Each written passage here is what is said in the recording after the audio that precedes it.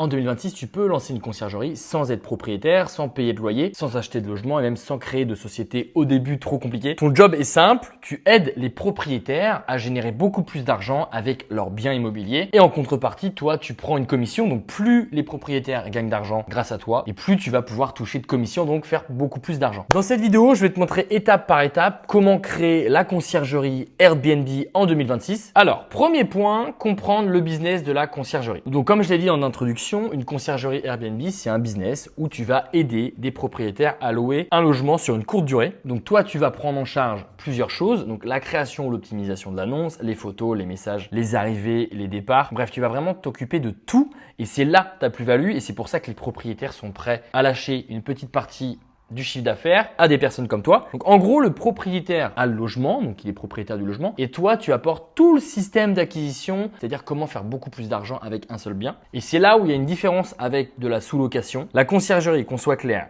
tu ne loues pas le logement, tu ne paies pas de loyer, tu travailles pour le propriétaire, tu prends une commission et du coup, tu as moins de risques financiers par rapport à la sous-location où là, c'est tout l'inverse. Tu loues un logement à un propriétaire, tu reloues en courte durée avec son accord, tu dois payer un loyer tous les mois, peu importe si tu trouves des locataires, etc. Et du coup, tu vas prendre beaucoup plus de risques. Donc là, ton job, c'est vraiment de faire gagner de l'argent à chaque propriétaire et toi, derrière, tu gagnes de plus en plus d'argent ensuite. Le modèle économique, comment tu gagnes de l'argent, c'est assez simple. Je te déconseille de prendre un fixe déjà, parce qu'il y a très peu de propriétaires qui vont te dire oui. Je te conseille par contre de montrer que tu prends tous les risques avec le propriétaire et du coup de demander une commission. Donc moi, je conseille généralement de demander 25%. Alors ne vous dites pas, waouh, c'est énorme. C'est pas énorme par rapport au boulot que vous allez faire pour le propriétaire. Donc, si on prend un exemple, le logement, grâce à toi, génère 10 000 euros de réservation dans le mois. Donc, toi, tu vas prendre 25%. Donc, sur les 10 000 euros, tu vas toucher 2 500 euros de commission. C'est pour ça que je te conseille d'éviter des logements qui rapportent peu parce que 25% sur un logement qui ramène grand maximum 1 000 euros de chiffre d'affaires dans le mois, tu vas toucher que 250 euros. Donc, minimum, tu dois demander 20%. Le problème, c'est que si tu as peur de demander une commission minimum de 20%, et bien derrière, tu vas dire, bah tiens, je vais proposer 10%, je vais casser le marché. Sauf que c'est une erreur parce que tu n'imagines pas le travail qu'il y a derrière.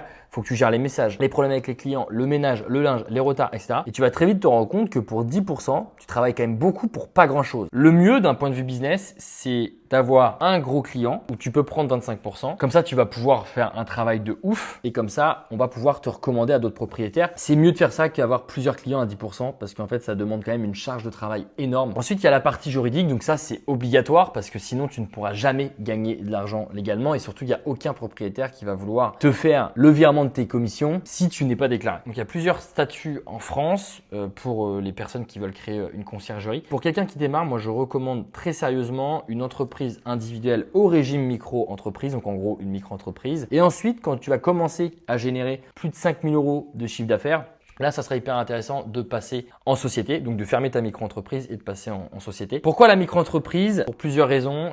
La création est rapide, il y a peu de frais au démarrage, une comptabilité simplifiée, donc tu n'as pas besoin de bilan comptable, pas besoin de payer un comptable tous les mois et pas besoin de capital social. Quand tu crées une société, tu es déjà obligé de mettre par exemple 1 000 euros pour ouvrir ta société. C'est le capital en gros que tu investis sur ta société. La micro-entreprise, elle est top parce que tu vas pouvoir tester très rapidement et du coup changer de business facilement si par exemple la conciergerie, c'est pas forcément le business de tes rêves. Et surtout, ça te permet de limiter le risque. Tu crées une micro-entreprise, c'est très rapide. Et si au bout de 6 mois, par exemple, ça ne te plaît pas, eh bien, tu peux très vite fermer ta micro-entreprise ou même continuer de l'avoir et puis déclarer quand même tous les mois ton chiffre d'affaires. Et là, c'est trop bien avec la micro-entreprise, c'est que si tu fais 0 euros de chiffre d'affaires, eh bien, c'est pas grave. Tu déclares 0 et du coup, tu payes 0 euros de cotisation. Donc, la micro-entreprise, c'est pas un fardeau quand tu fais pas d'argent. La société, c'est un fardeau quand tu fais pas d'argent. Pourquoi? Parce que bah, tu as le comptable à payer, tu as plein de charges, etc. Donc, je vais te montrer comment créer ta micro-entreprise de conciergerie et ensuite, on va continuer cette vidéo tranquillement. Je vais te montrer combien il reste sur 1 000 euros de chiffre d'affaires et surtout, toutes les étapes à suivre pour démarrer ton activité dès aujourd'hui. Donc, pour créer ta micro-entreprise de conciergerie, tu cliques bien sur mon lien en description et tu arrives sur cette page. Donc, tu vas cliquer sur créer une micro-entreprise. Quand souhaitez-vous démarrer votre activité dès que possible? Avez-vous déjà été auto-entrepreneur? Bon, bah, je vais cliquer sur non. Là, on nous rappelle l'intérêt de créer une SASU. C'est possible aussi de créer une SASU avec mon service partenaire. Donc, c'est eux qui vont rédiger les statuts. Dans cette vidéo, c'est mieux de créer une micro-entreprise. Donc, on va cliquer une micro-entreprise ou sur afficher le siège social de la micro-entreprise. Si vous voulez mettre l'adresse postale de votre micro-entreprise à votre adresse personnelle pour démarrer, vous pouvez le faire aussi. Quel est votre domaine d'activité? Eh bien, ici, vous pouvez cliquer sur autre. Là, renseignez bien votre identité, continuez, votre adresse email, continuez et votre numéro de téléphone, continuez. Ici, cochez cette case-là, lancer mon activité.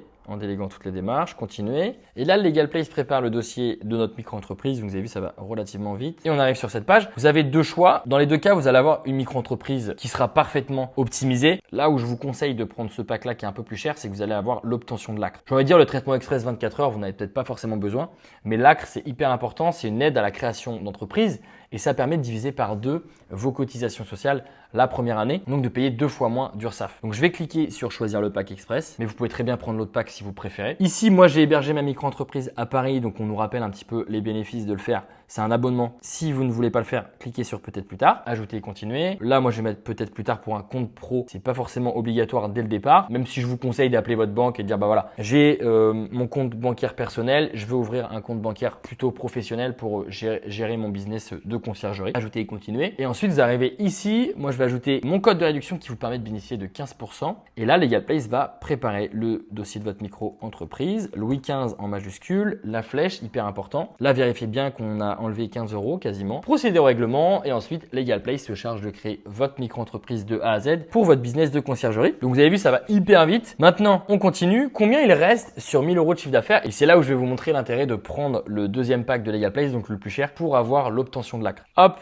Imaginons donc qu'un logement génère 4000 € de chiffre d'affaires dans le mois et que vous preniez 25% de commission. Eh bien, ta conciergerie facture 1000 € au propriétaire. Le propriétaire, lui, va encaisser les 4000 et toi, tu vas dire, bah voilà, sur les 4000 € de chiffre d'affaires qu'on a généré ensemble, moi je prends 25%, donc le propriétaire va te payer 1000 €. Maintenant, combien il reste vraiment en micro-entreprise? Et c'est pour ça que c'est le meilleur choix pour toi pour lancer ton activité rapidement, parce que tu vas payer beaucoup moins de charges si tu crées une micro-entreprise. Micro-entreprise sans ACRE et sans versement libératoire. Petit rappel, le versement libératoire, c'est ce qui te permet en gros de payer ton impôt sur le revenu directement prélevé sur ton chiffre d'affaires. Donc c'est grand maximum 2,2% de ton chiffre d'affaires, ça sera en gros ton impôt. Donc là, sans versement libératoire, c'est-à-dire que tu es au barème classique. Chiffre d'affaires, tu encaisses 1000 €, tu es en cotisation sociale BIC, donc tu vas donner 21,2% à l'État. En net, avant impôt, il te reste 788 €. Après impôt, il va te rester, allez, 740 €. Micro-entreprise sans ACRE avec versement libératoire. On se rend compte ici qu'on a donné un petit peu plus d'argent à l'État avec le versement libératoire parce que du coup, on a quand même payé de l'impôt libératoire. Et micro-entreprise avec l'ACRE, l'aide à la création d'entreprise. Et bien là, sur 1000 € de chiffre d'affaires, vous allez donner 2 fois moins de cotisation sociale. Donc, vous allez donner seulement 106 €. Il va vous rester 894 €. Maintenant, comment on fait pour démarrer facilement et surtout sans te mettre en danger? De manière très simple,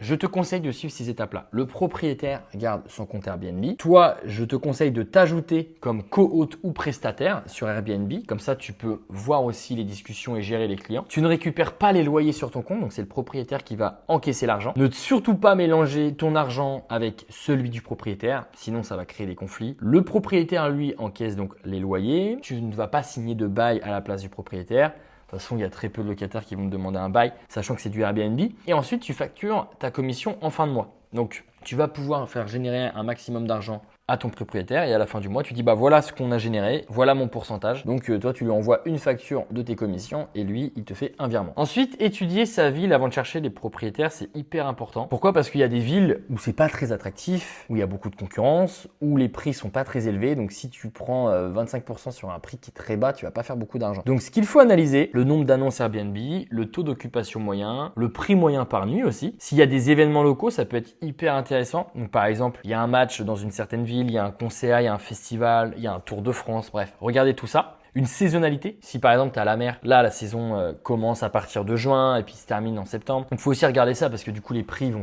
énormément varier en fonction de ça. Qualité des photos concurrentes, ça peut aussi te mettre la puce à l'oreille. Est-ce que ce logement a déjà une conciergerie? Du coup moi je te conseille d'utiliser 3 outils. Chiner un petit peu sur Airbnb directement. Et surtout, il y a 2 outils qui sont hyper intéressants pour toi. C'est Price Labs. En gros ça te permet de tarifer plus intelligemment en fonction évidemment de plein de critères. Donc ça te permet d'avoir le juste prix pour attirer un maximum de clients et faire un maximum de bénéfices. Et il y a plein d'autres fonctionnalités, donc je t'invite à regarder tout ça. Et ensuite, il y a RDNA. Là, ça te permet de développer ton activité plus sereinement grâce aux données de ce site-là et surtout de ta recherche. Ça te donne plein d'insights hyper intéressants pour pouvoir savoir si c'est un bon marché ou pas. Je t'invite aussi à regarder ça. Choisir son positionnement, ça c'est hyper important. De manière générale dans le business, si ton positionnement c'est juste je fais tout à votre place, bah la concurrence c'est rude. Pourquoi? Parce que tu ne vas pas te différencier de tes concurrents parce que tout le monde propose ça. Donc il faut que tu cherches impérativement à te différencier. Et il y a plusieurs manières de se différencier. Je t'ai noté plusieurs exemples de positionnement. La conciergerie de proximité. Donc si par exemple tu es un local. Ça veut dire que si tu es local, bah, il y a une proximité avec le propriétaire.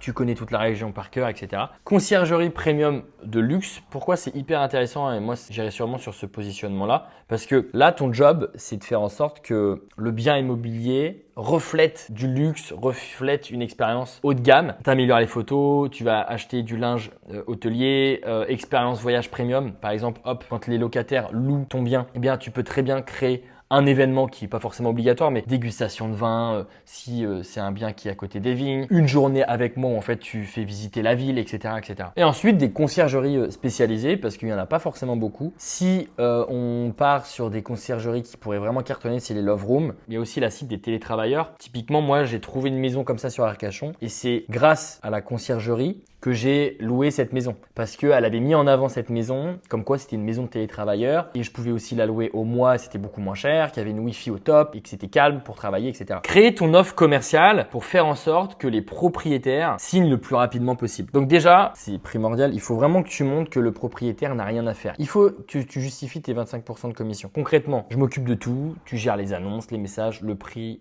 les différentes arrivées, le ménage, le linge, le suivi évidemment, les différents avis, donc tu vas chercher les avis, l'optimisation des annonces, etc. Donc du coup, le propriétaire n'a vraiment rien à faire. Donc moi, ce que je te conseille d'inclure dans ton offre, c'est tout ça. Donc je t'invite aussi à faire pause sur cette vidéo, à prendre des captures d'écran, à prendre des notes. Ensuite, comment trouver ses premiers propriétaires? Alors moi, il y a 3 manières de le faire. Le premier, c'est primordial, c'est de te créer une fiche Google My Business. Parce que si je tape par exemple conciergerie, Airbnb et la ville à côté, tu vas voir, hop, conciergerie, Airbnb, ville. Et ici, je vais mettre par exemple Arcachon. Et voilà. Et là, en fait, bah, d'un coup, si on scrolle un peu, on a directement une conciergerie ici, une conciergerie ici, une conciergerie ici. Et c'est des conciergeries qui sont directement basées sur Arcachon. Donc j'ai juste tapé conciergerie Airbnb Arcachon. Je me suis mis dans la peau d'un propriétaire. Eh bien, je peux trouver directement les conciergeries. Ensuite, prospection terrain, c'est hyper important dans ce milieu-là. C'est vraiment du networking, c'est de la relation humaine. Aller toquer aux portes. Le mieux, selon moi, c'est d'aller chercher les agences immobilières, les commerces de proximité. Personne ne le fait, mais tu peux très bien aller voir ton boulanger, ton boucher et de mettre une petite étiquette avec tes coordonnées et dire que tu as une conciergerie. Aller chercher des photographes immobiliers.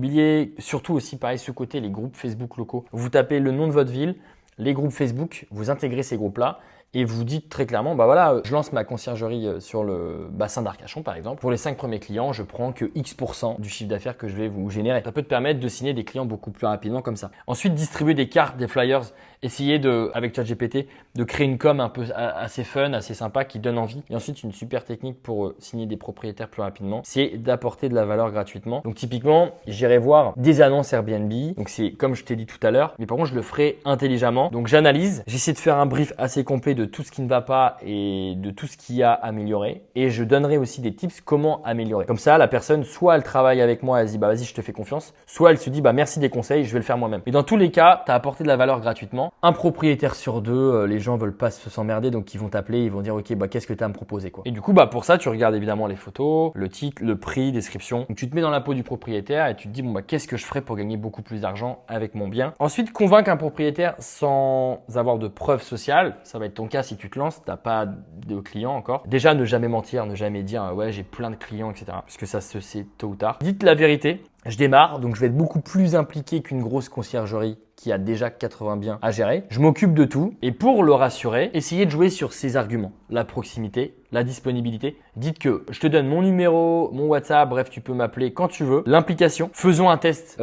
pendant un mois et puis on voit si ça se passe bien. Peu de clients, donc plus de soins. Et ensuite, vous êtes local une fois de plus. Voilà, je connais la région par cœur, je sais que telle activité c'est bien, je sais que ça c'est un attrape-touriste, etc., etc. Vous apportez aussi une méthode, montrez que vous avez une vraie stratégie à mettre en place. Et surtout, dites aussi que vous ne prenez aucun frais fixe, donc que le propriétaire n'a aucun risque. Vous testez un mois, ça se passe bien, vous gagnez de l'argent, vous prenez votre commission, ça se passe pas bien, vous arrêtez. Et montrez aussi que vous avez tout intérêt à bien travailler parce que si le propriétaire gagne du chiffre d'affaires, vous prenez une commission, donc vous allez gagner beaucoup plus de chiffre d'affaires si vous faites du bon travail. Et enfin, organisez le ménage, le linge, les arrivées. Quand le propriétaire sera intéressé, il faudra remettre sur la table cet argument-là. Donc montre bien que tout est carré chez toi, montre bien que tu as des process à mettre en place et surtout dis un truc du genre, voici ce que je fais si on bosse ensemble aujourd'hui. Comme ça, le propriétaire, il n'a pas encore signé, mais il va se dire, ok, bah faut que je le signe. Il sait exactement exactement quoi faire. Hop, étape 1, on visite le logement ensemble. Étape 2, je fais un diagnostic du potentiel. Étape 3, j'estime le prix moyen et le taux d'occupation. Étape 4, je vous fais des recommandations de ce qui va, de ce qui va pas dans le Airbnb. Et petit à petit, tu déroules ton process. J'espère que cette vidéo t'a aidé. Si elle t'a aidé, n'hésite pas à me mettre un petit like, à me poser tes questions en commentaire. Je réponds à tout le monde.